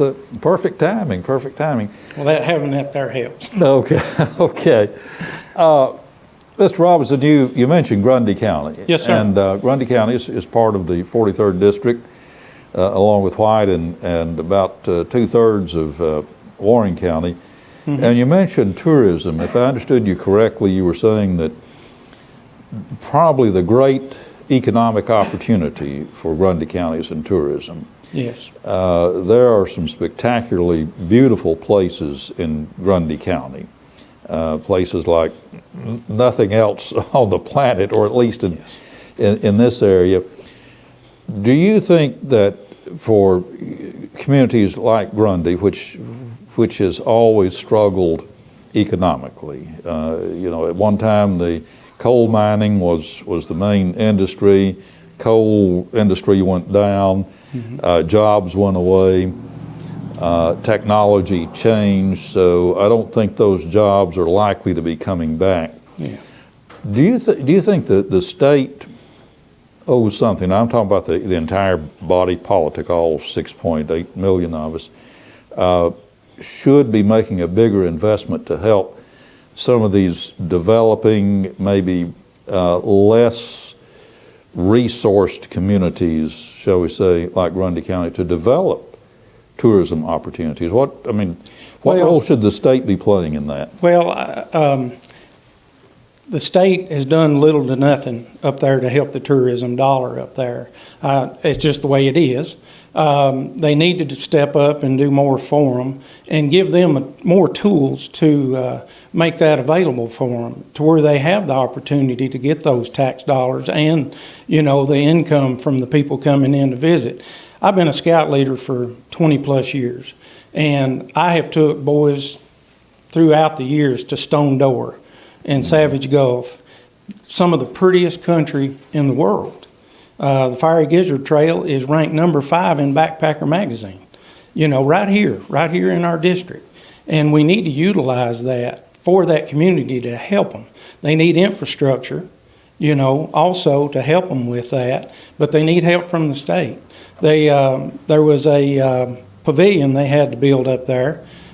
Friends of Cumberland State Park built the pavilion, but they had to sign a 5-year maintenance contract before the state would let them donate and build the shelter. And I think the state needs to be helping with that. That's just my opinion, mind you, but that's the only hope Grundy County, I shouldn't say only hope, but that's one of their hopes as far as having, a good revenue source to help them with their infrastructure and their county and everything else. Yep. And I think we need to work on utilizing the best we can with the state and them working together. Yeah, as we've learned in the retail and service economy during the COVID pandemic, that anything that depends upon the movement of people can get hit and knocked sideways when you have some major upheaval like a pandemic. Oh, yes. So yeah, that's a possibility. But one thing's for sure, unless mankind damages or destroys the natural environment, the natural beauty of Grundy County will always be there. Yes. Okay. Thank goodness for that. Well, one last thing on that subject on development, highways, the communities that seem to be best positioned for tourism or industrial development have good highways. What would you do if you were nominated and elected as 43rd District State Representative? What would you do for the transportation situation in Grundy County? Yeah, well, Grundy County has several roads that's fallen off the side of the hill. Yeah, up that there. mountain is trying to reclaim those highways. Yeah, I was talking to Senator Bolin yesterday about it, and I'll be happy and more than glad to work with her to help rectify that situation. They need a red light in Pelham in the worst way. They've been begging for it for years and years, and they need one bad, and they just seem to keep getting passed over, and nothing gets done. So I'll fight tooth and nail to get the roads better up there, and because we want them to come and see that stuff, but we want them to be safe getting there and back. And that's something that definitely needs to be done, and I'll work real hard to see what I could get done. Okay, let's take 1 minute for your closing statement, please. Yes, sir. Again, my name is Bobby Robinson. Thank you for having me. Again, thank you so much. Me and my wife are small business people there in White County, have been for 32 years. Been scout leader, been involved with a local fair board. My wife was on the state fair assembly for a long time. We're just, the most important thing I can tell you about me and my wife, and the most thing I'm proud of, me and my wife and my son are Christians. We're good. We're like Paul. Sometimes we die daily, but at the end of the day, we know where to ask for forgiveness. And that's one of the main things to me. I need your vote. I need your support for the 43rd District, and I will fight tooth and nail. I'm a hard worker. I have been all my life. I worked 2 jobs most of my life. So thank you again for having me, and I'll do everything in my power to make this a better district. Thank you. Okay, thank you very much. Here again, perfect sense of timing. Mr. Bobby Robinson, candidate for the Republican nomination, 43rd District, Tennessee House. We're moving about a minute and a half behind schedule, so let's get Mr. Paul Sherrill up here to the podium. Paul Sherrill is the incumbent state representative in the 43rd District and is seeking renomination to that office. Mr. Sherrill, you got up to 3 minutes for an opening statement. Thank you for the opportunity to be here today. I appreciate it. We've had the opportunity to be here in Warren County about all day today. We come down met with James Clark this morning at the Southern Standard, and then we went out to the airport to support our military out there today that was out there with their helicopter, and we had a good opportunity to fly in the big helicopter, and then we got to go down to the dedication today for the Sergeant Thomas Young that died in Warren County for us serving in the military. So it's been a great busy day, but it always is an honor to be here with you folks today, and we thank you. We always first want to say we praise the good Lord and thank the good Lord for all the good many blessings of life, many answered prayers, and we know that the reason that we're allowed to serve in this position is because of the good Lord blessed us to be here, and the people of the 43rd District elected us to be here. So we always want to say thank you and appreciate it. I serve in the 43rd District at Nashville. I serve as on the House Judiciary Committee. I serve on the Health Committee. I serve on the Naming Committee. And I've been elected in 2018 as the majority floor leader. So I feel like that I'm trying to do hopefully good for our district, and also in trying to go to Nashville, and my colleagues that I work with down there has been great to me and helped me support him. There's a lot of things that we could talk about, and we just don't have time to talk about it all in 3 minutes, but you know, we can talk a little bit, you know, back before this virus hit, and we had probably 3.3 unemployment that people was unemployment, and then we had the virus come, and then we got up to probably 15 point something unemployment, and we have over 600,000 people that got laid off during this virus, and we still got a lot of people laid off. So we want to think about these people out here that's on unemployment. We want to help you, and I always try to tell people that try to let them know to call my office if they can. 931-935-8488 is my home number, and the Nashville number is 615-741-1963. So we could talk about money that has come into our district, the 3 counties. That's something that's very interesting to our elected folks. Grundy County's got $1,177,000 that will be coming to Grundy. Warren will have $1,024,529. White County will have $890,000 that'll come in there. So, and I mean, we could go on and talk about things. A big thing we want to talk about is the importance of education. Education is something that's very important to every one of us, because if we don't have a good education for our people today, our people will not go forward in life. So we want to make sure that we try to do that. Okay, got that period in right under the signal. Let me ask you, Representative Sherrill, of course, is representative of the Republican Party. What would you say to your Republican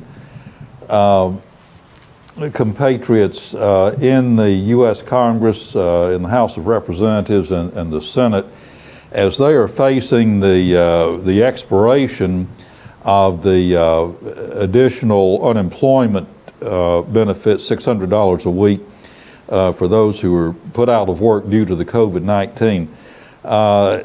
Today is July 14th, Bastille Day. Happy birthday to France. But what would you say to your Republican colleagues in Washington about the expiration of this extra benefit? Well, I don't know a whole lot about this virus that's going around, and I feel like that a lot of our folks locally, doctors, nurses, people, even in Washington, D.C., I don't know if they know a whole lot what's going on about this, and we have to depend on them to try to tell us, and we hope they do tell us the truth. I went to a doctor yesterday, and the doctor says, well, what do we do? Do we do this or do we that? Do we that? I mean, there's just so much uncertainty of it. But I'm telling you what I think we need to do. If we can, we need to try to get out here and get back to work. I think that's very important, that if you can find a good place to work at. I know there's people that's laid off, and we do want to try to do the best we can to take care of you.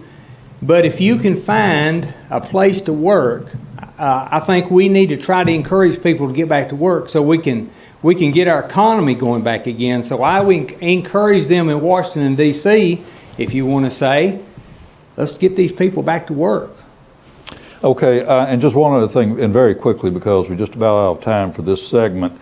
Another of your Republican confreres, Governor Bill Lee, just almost said it in so many words, but he certainly strongly applied in one of his recent COVID-19 briefings, saying that if you want us to get back to schools and have classes safely, if you want us to get back to our jobs in a safe and healthy work environment, everybody's got to pitch in, and one way we do it to knock down the coronavirus is with social distancing and masks. So what would you suggest to the Republican administration about taking a more forward position on masks and closing maybe some entertainment venues, maybe bars, lounges, to knock down the coronavirus? Well, I just want to let you know, I have my mask in my pocket, and I feel like that as I come in the back door here today, I was asked, do I need to put on a mask? Do I not need to put on a mask? I'm going to try to go into a place, and before I go in, I'm going to ask these folks, do I need to put this on or do I not? I want to respect the people. And I think that's a problem in our society, that we've lost a lot of respect. And if we'll just take and respect each other, if we're asked to put this on when we go in, let's put it on. It don't hurt a thing. And then if you don't have to, it's fine. And you're talking about bars. Well, it seems to be that maybe if you're outside, it ain't too much of a problem. But if we come inside like this and we get real close, we probably need to put a mask on. So I'll do either way what I'm asked to do. Now, talking about school, I have a son that's in White County High School. He's 15 years old. And they're talking about in White County that there'll be a group goes on Monday and Tuesday, and Wednesday they won't go, they'll clean and then go back to school on Thursday and Friday. B group will. I don't have the answer of what we need to do. We've got to put our trust in our leaders that hopefully they'll do right and hopefully do good for our students, do good for our teachers. We want to support our teachers, just like, for instance, and I hadn't been able the opportunity to say this, from Nashville, when we was doing our budget, we put in $1,000 for each one of the teachers. That's about 90% of them that would get a bonus of $1,000. Well, when it went to conference between the House and the Senate, it was taken out. So I just want teachers to know we are 100% in supportive of you, and we are going to support you the best we can. The BEP is fully funded. We're trying to give help to the teachers the best we can. And of course, as this virus is taking place, I don't have the answer, and I don't know who does have the answer. We just got to hopefully try to work together, respect each other the best we can, take care of ourselves, take care of our children, take care of our teachers, take care of each other, and try to go forward in life. Okay, we are so completely out of time. Take 10 seconds for a closing statement, if you would. Well, thank you, Mr. Bill, and all the folks here at the TV station. We appreciate you very much, and it is always an honor to be in Warren County here and on the station here, and I know we'll be out to the 43rd District, which is Grundy, Warren, and White County, but we appreciate you very much and being elected in 2016 and 2018, and here we are 2020. We've tried to be here and represent you in Nashville and be at places that people ask me to come to and be at, and I've tried to be visible and always trying to be available, giving my phone number to help you. We've tried to help a lot of people as we go out in the district and whoever we see and trying to help. But I just want to let you know always, we appreciate you. We ask for your prayer, support, and vote. And always we try to be available and give you our phone number. Nashville number again is 615-741-1963. If you have any questions, feel free to give us a call, and thank you very much. Thank you, Representative Paul Sherrill. We're moving along now. We're going to try to make up for some lost time.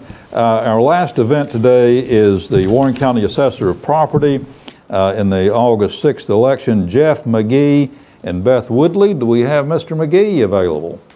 Okay, Jeff McGee will be stepping up here, and Tammy's doing that last minute re-sanitizing of all the surfaces. Okay, Jeff McGee, take a place at the podium.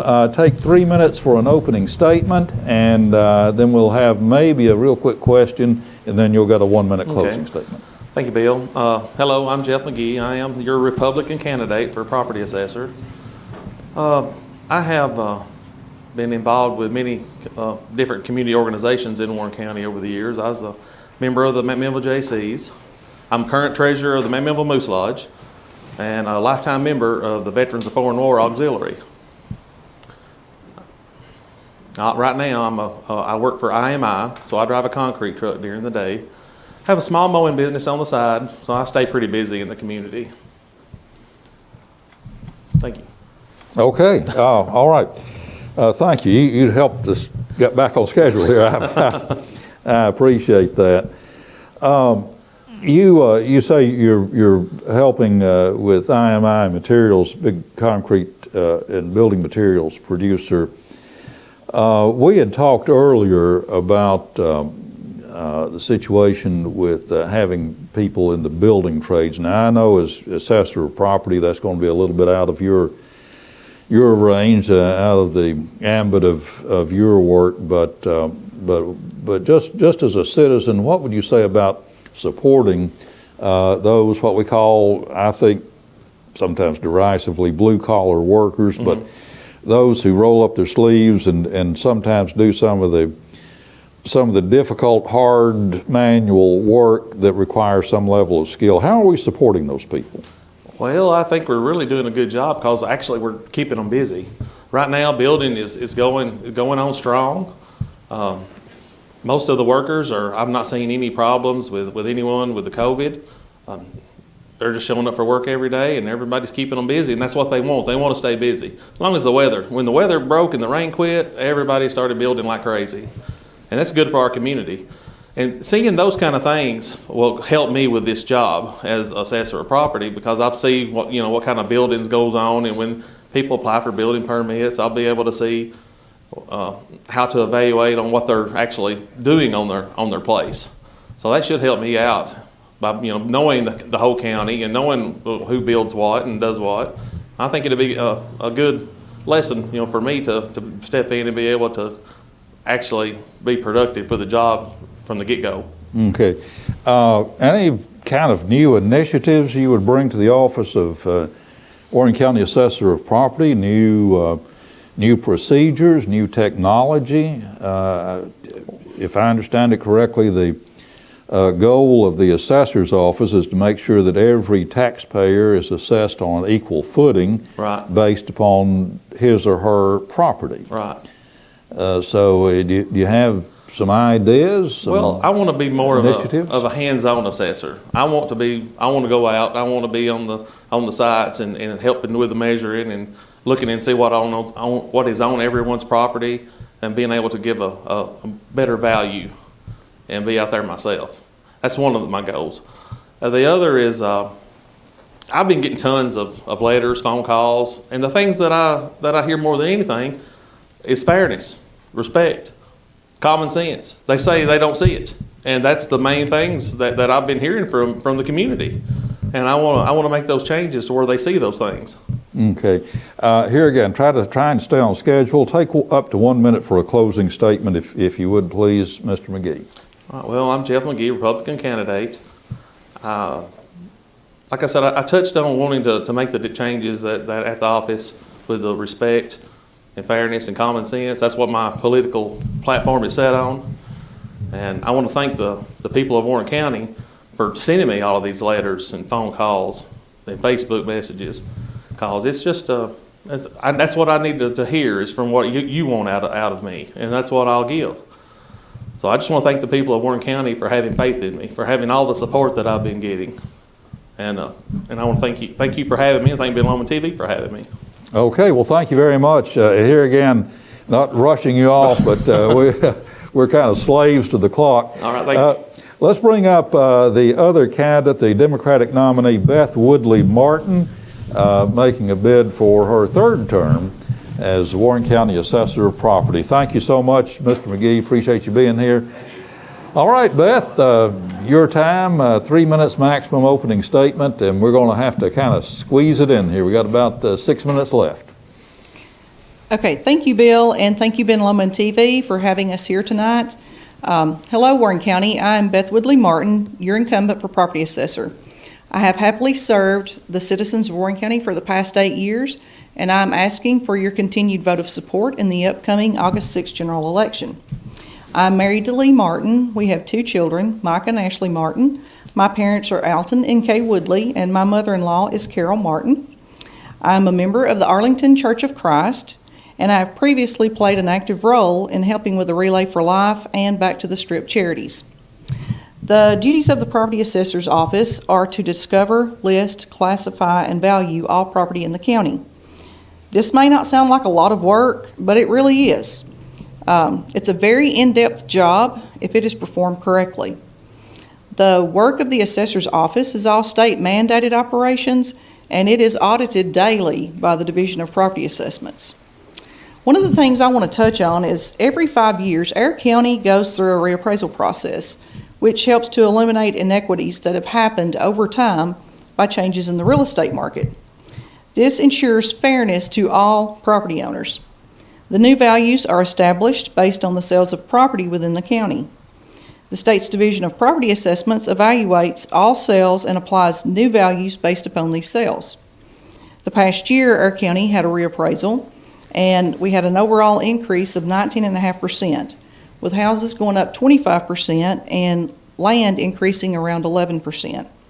Now, I know that most people are thinking that their taxes are going to go up because of the reappraisal, but I want you to know that a reappraisal is revenue neutral. And what that means is that the county cannot generate a penny more in tax revenue on a reappraisal year than it generated in the prior year. Higher property values does not mean higher taxes, even though that is assumed by many people. The reason lies in truth in taxation, which is referred to as a certified tax rate. State Board of Equalization calculates a certified tax rate that will bring in the same amount of money that was generated in the prior year. This new certified tax rate is presented to the county and city mayors and county commissioners and city aldermen. Then they must, just like any other year, make the decision as to whether this new certified tax rate will suffice to cover the budget for the upcoming fiscal year. The new certified tax rate for the county this year is 1.9677, which in essence means that the 28-cent tax increase last year has been knocked back down to where the tax rate was in 2018. Now, your county commissioners or city aldermen may still choose to vote in a tax increase, but if the certified tax rate is not changed by the commissioners or the aldermen, most people will not see much of a change at all in their tax bill. Okay, thank you very much, and thank you for observing the time limit here. We heard some question from Mr. McGee, your challenger, and if I've written it down verbatim, it was an issue of fairness and respect. So, do you want to address that issue? And here again, I'm not saying I know anything about this. I'm just repeating what the other speaker said. What is this issue of fairness and respect? What are your thoughts about it? Well, honestly, I feel like that I have, in my 8 years, treated everyone fairly and equitably. If you have a house exactly like another one down the street, I'm going to have it assessed the same way. Now, sometimes it's hard to know what's on the inside and if a house could have been updated or not.